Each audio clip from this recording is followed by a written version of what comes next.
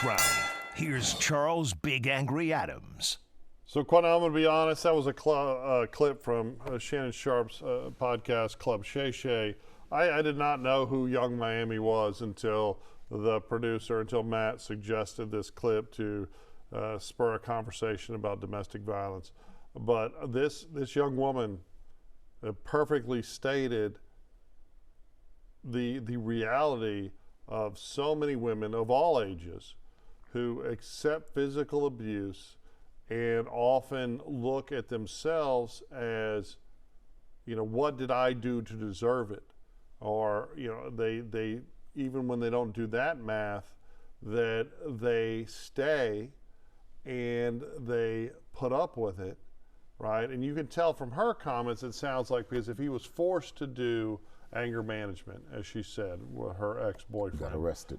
He probably got arrested, and that was part of it. Was probably a deferred agreement to get the case dismissed. Usually is predicated on a batterer's intervention course or an anger management course, and hopefully it helped him process and recognize that there ain't never a justified reason for beating up a woman, especially a woman that you're in a romantic relationship with.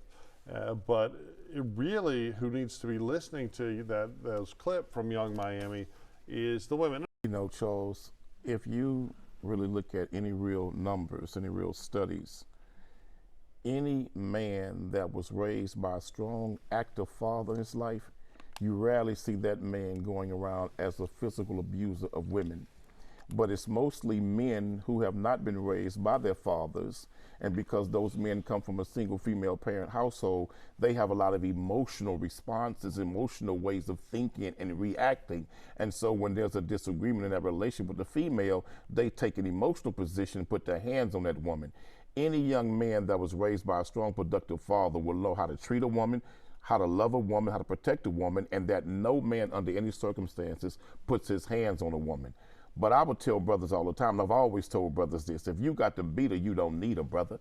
And I tell women, ain't no love good if it ain't good to you. But I have met women in my lifetime, Charles, that really believe if a man put his hands on her, then it's because he loves her and she must have did something to make him do it.